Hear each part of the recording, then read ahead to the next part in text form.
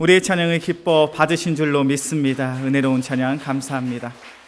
혹시 저만 그런 마음이 들었나요? 앞에 있었던 유초등부 학생들이 20년 뒤에는 이 자리에 있게 될 것만 같은 그러한 기대, 그러한 소망이 저의 마음속에는 있더라고요. 우리 유초등부의 귀한 어린 영혼들, 그리고 중고등부 청년들의 귀한 우리 학생들이 앞으로 우리 영광교회 미래인 줄로 믿습니다. 우리 저기 계신 분들과 인사 나누겠습니다. 하나님이 당신을 사랑하십니다. 당신은 사랑의 통로입니다. 정말로 주님께서 우리를 사랑하심을 확신하십니까? 그리고 우리를 사랑하시는 하나님께서 귀한 예배의 자리를 우리를 인도하사 우리를 사랑의 통로로, 은혜의 통로로 사용하실 줄로 믿으십니까? 바로 우리는 하나님의 귀한 축복의 통로, 은혜의 통로인 줄로 믿습니다.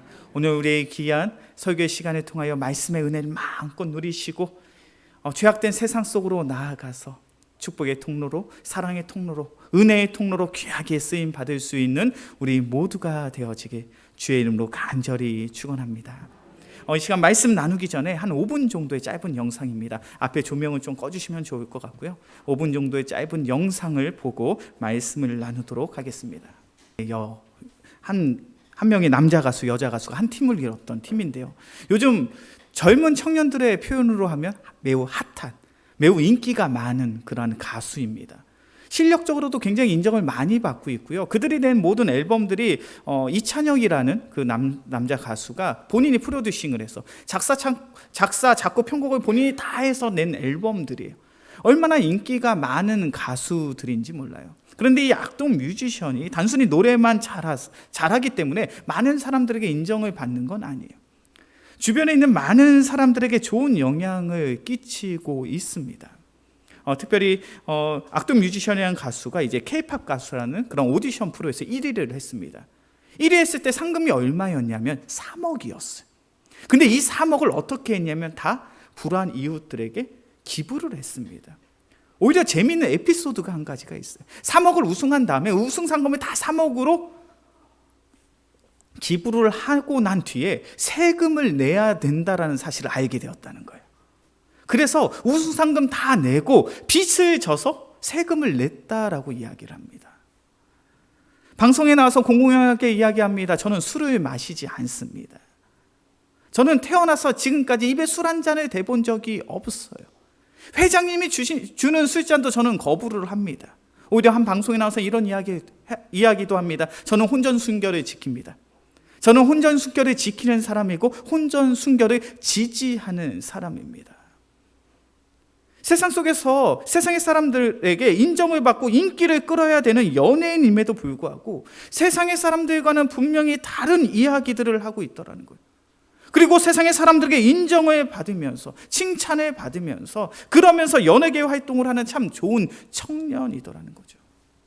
그렇게 악동 뮤지션을 바라보면 많은 사람들이 이렇게 질문합니다. 어떻게 하면 이 시대에 저렇게 좋은 청년들이 활동을 할 수 있는가? 저렇게 뛰어난 탤런트와 재능을 가진 청년들이 어떻게 우리 가요계에 나타날 수 있었는가? 그런 질문을 하더라는 거예요.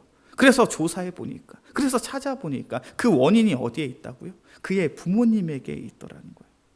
그들이 좋은 가수요, 좋은 크리스찬으로서 잘 자랄 수 있었던 이유가 그들이 달라서, 그들이 뛰어나서가 아니라 그들과 함께 했던 그들의 부모님들, 이성근, 주세희 선교사님, 그분들의 헌신과 그들의 눈물과 그들의 기도를 통해 이 자녀들이, 이 청년들이 이렇게 멋지게 자란 것이 아니냐, 그렇게 이야기를 하더라고요. 우리가 이 세상을 살아가면서 평생 하는 고민이 있습니다. 어떤 고민을 평생 하십니까? 우리의 자녀들이 어떻게 하면 믿음 안에서, 어떻게 하면 신앙 안에서 잘 자랄 수 있을까? 그런 고민을 평생 하시잖아요. 우리 이 자리에 계신 귀한 부모님들이 가지고 있는 소원, 소망이 무엇입니까? 나의 자녀들 성경의 가르침대로 그리스도의 빛이요 그리스도의 향기로 살아가며 이 세상 속에서 선한 영향력을 행사하면서 많은 사람들에게 인정받고 사랑받고 살아가는 그런 인생을 기대하시잖아요. 어떻게 하면 우리의 가정이 더욱 든든한 신실한 믿음의 가정이 될까? 어떻게 하면 우리의 가정이 더욱 예수 잘 믿고 행복하고 평안한 하나님께서 허락하신 그 기쁨이 가득한 가정이 될 수 있을까? 그런 고민을 하면서 그런 숙제를 안고 지금까지 신앙생활 하시잖아요. 그러한 질문에 오늘 성경의 말씀은 우리에게 이렇게 말씀하고 있습니다. 우리 시편 37편 5절의 말씀이에요. 시편 37편 5절의 말씀 함께 봉독합니다. 내 길을 여호와께 맡기라. 그를 의지하면 그가 이루시고. 우리가 삶에 그러한 숙제들을 가지고 있을 때 어떻게 하면 나의 자녀들이 믿음 안에서, 신앙 안에서 바르게 자라고 성장할 수 있는가? 어떻게 하면 나의 가정이 신실한 믿음의 가정이요 신앙의 가정으로 바르게 세움을 받을 수 있을까? 그러한 문제를 가지고 나아갈 때 그 해결책이 무엇이냐면 하나님께 맡기라는 거예요. 너의 가정을 하나님께 맡기고 너의 자녀들을 하나님께 맡기면, 하나님을 의지하면 그가 이루시고 그가 행하심으로 너의 가정이 신실한 믿음의 가정으로 세워질 수 있다라는 거예요. 우리가 신앙생활을 하면서 하나님께 맡긴다라는 표현을 오해하는 경우가 참 많은 것 같아요. 하나님께 맡긴다. 하나님께 맡긴다라고 했을 때 마치 자포자기 심정으로 더 이상 나는 손 하나 들 힘이 없습니다. 나는 지금 어떠한 노력도 어떤 열정도 다 상실한 상황입니다. 그러니 하나님, 나는 어떤 일도 할 수 없으니 하나님께서 이제 나의 문제를 해결해 주십시오. 그런 자포자기의 심정, 포기하는 마음으로 하나님께 맡기는 걸 하나님께 맡긴다라고 생각하시는 분들이 있는 것 같아요. 그런데 성경에서 말씀하고 있는 하나님께 맡긴다라는 것은 그런 의미가 아니에요.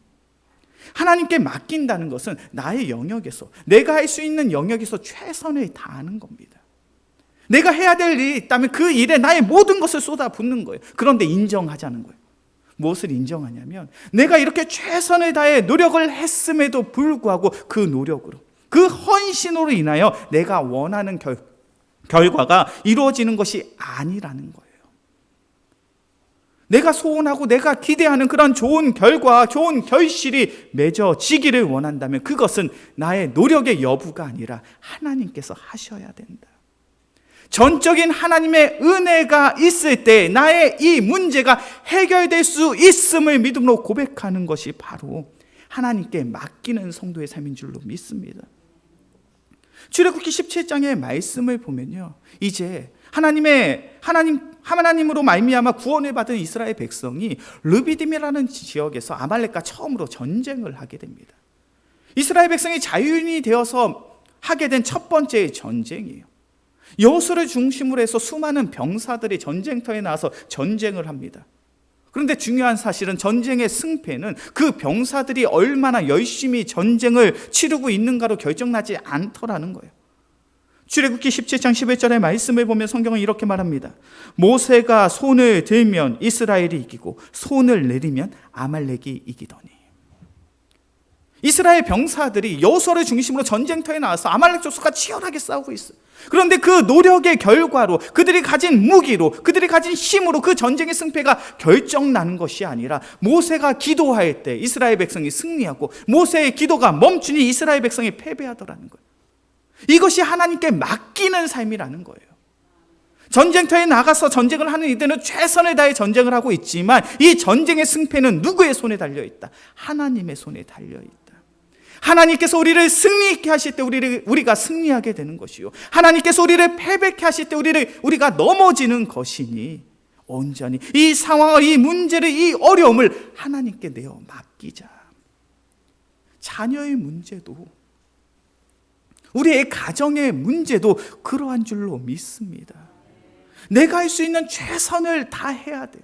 나의 자녀를 돌보고 나의 자녀를 양육하고 나의 자녀를 키움에 있어서 내가 할 수 있는 최선의 노력을 다하되 전제되는 것은 주님, 나의 노력으로는, 나의 지혜로는, 나의 능력으로는 부족함을 제가 압니다.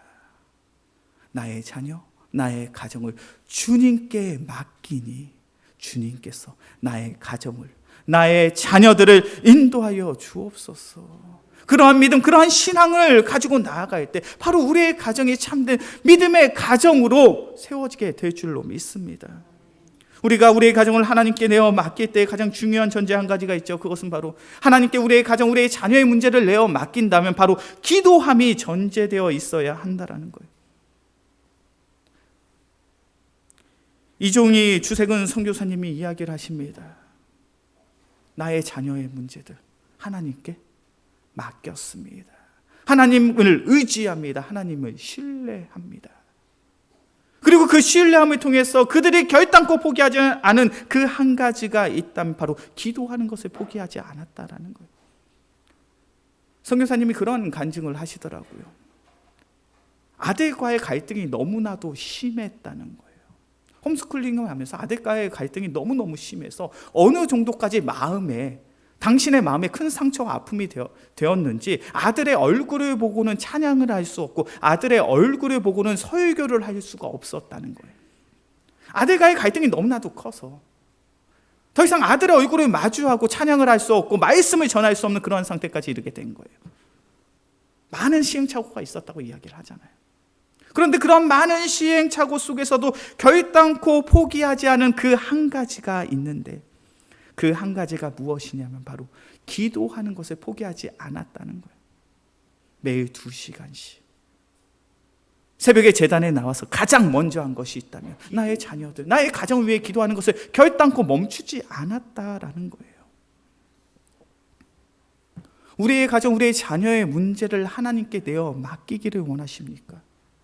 하나님의 전적인 은혜와 은총으로 말미암아 나의 가족들이 예수 믿고 구원받으며 나의 자녀들이 온전한 믿음과 신앙을 가지고 이 죄악된 세상 속에 나아가서 그리스도의 빛이요 그리스도의 향기로 살아가기를 소원하십니까?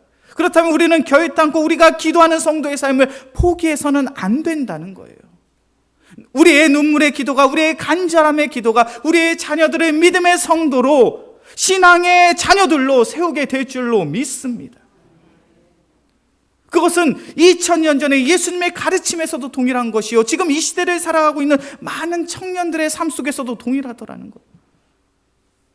제가 사역을 하면서 경험하는 것들이 있어요. 참 괜찮은 청년들이 있습니다. 참 열심히 신앙생활하는 청년들이 있어요. 그런데 그런 청년들을 보고 알아가게 될 때마다 경험하는 그 한 가지가 있어요. 그것이 무엇이냐면 그 믿음, 그 신앙이 괜히 생긴 게 아니라는 거예요. 그 청년의 믿음과 신앙을 위해서 눈물로써 기도하신 할아버지가 계시고 할머니가 계시고 어머니가 계시고 아버지가 계시더라는 거예요.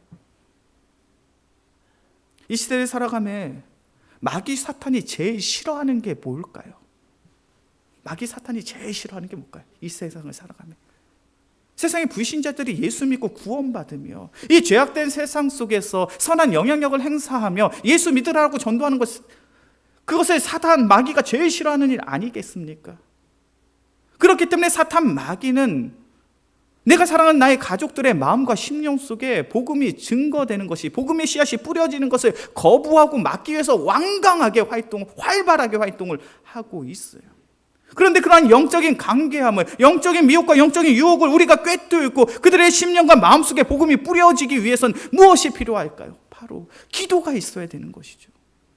기도의 능력이 있을 때 내가 사랑하는 나의 가족들의 마음과 심령 속에 예수 그리스도의 복음이 뿌려지게 될 줄로 믿습니다. 지금으로 봤을 때는 어떤 소망이 없는 것처럼 보여지죠. 어떤 희망도 없는 것처럼 보여집니다. 이중에 주세근 선교사님이 그러한 고백을 하세요. 내 자녀의 또래의 아이들은 다 학교에 가서 교육을 받는데 더 이상 내 자녀들을 학교에 보낼 수가 없더라는 거예요. 학교를 보낼 수 없게 된 상황은 단 한 가지입니다. 재정적인 어려움 때문에. 돈이 없어서 자녀들을 학교에 보낼 수 없는 처지가 된 거예요. 세상적인 관점으로 본다면 몇 점짜리의 부모님이십니까? 돈이 없어서 자녀를 학교에 보내지 못하는 부모는 세상적인 관점으로 본다면 100점 만점에 10점을 주기도 부족한 그러한 부모님 아닙니까? 지금 상황이 그런 거예요. 몽골 선교사로서 타국에 가서 하나님의 사역을 감당한다고 이야기하지만 정작 그 현실은 내 자녀를 학교에 보낼 돈도 없어서 학교에 보낼 수 없는 그러한 상황, 그러한 처지가 된 거죠.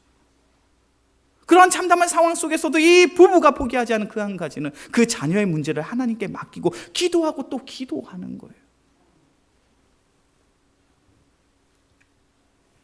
우리 영광교회 귀한 성도들의 삶이 그래야 될 줄로 믿습니다. 나의 가족을 사랑하십니까? 나의 자녀를 정말로 사랑하십니까? 나의 손주, 나의 손녀들이 이 죄악된 세상 속에서 술도 모르고 담배도 모르고 세상의 죄악된 모든 것들을 떨쳐내고 하나님께서 원하시는 그리스도의 향기로, 그리스도의 빛으로 살아가기를 원하십니까?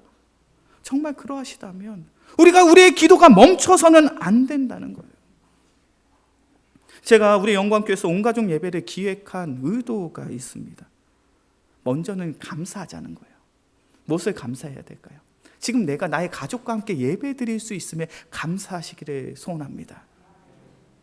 나의 자녀가 장성한 성인이 되었는데 지금 예배 자리에 나와서 내 옆에서 예배를 드리고 있다. 이거 얼마나 귀한 일인지 몰라요. 얼마나 감사한 일인지 몰라요. 우리 영광교회도 그런 가정이 있습니다. 할아버지, 할머니, 아빠, 엄마, 손주, 손녀들이 함께 예배를 드리는 귀한 가정이 있어요. 온가족 예배를 통해서 우리가 이렇게 아름다운 모습으로 예배할 수 있으면 하나님께 영광을 돌리고 하나님께 감사하자는 게 첫 번째 의도예요. 그리고 두 번째 의도가 있습니다. 그것은 바로 나의 옆자리, 빈 자리에 대한 애통하는 심령을 회복하자는 거예요. 이렇게 함께 예배할 때, 온 가족 예배로 함께 예배할 때 함께 해야 될 내가 사랑하는 나의 가족들이 있잖아요. 나의 부모님이 될 수도 있겠죠. 내가 사랑하는 나의 남편이 될 수도 있고, 내가 사랑하는 나의 아내가 될 수도 있습니다. 내가 사랑하는 나의 자녀들이 될 수도 있겠죠. 사랑의 주님, 너무나도 눈물이 납니다.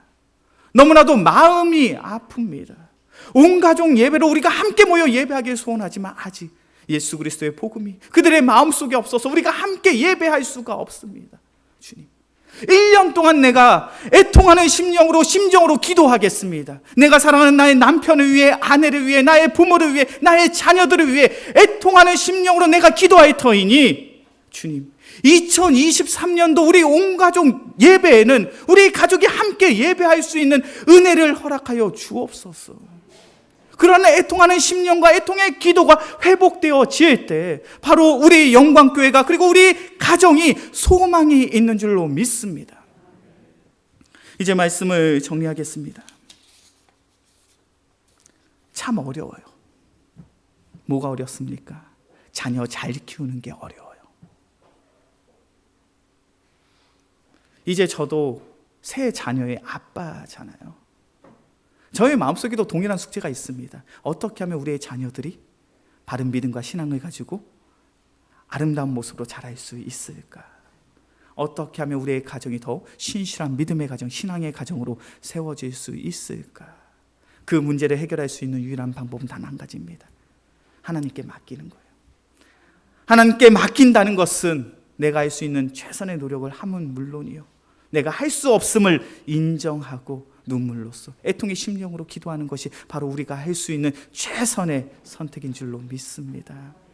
우리 영광교회 귀한 성도님들의 가정, 든든한 신실한 믿음의 가정으로 세워질 줄로 믿습니다.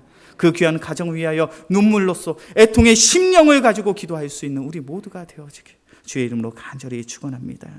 이 시간 우리가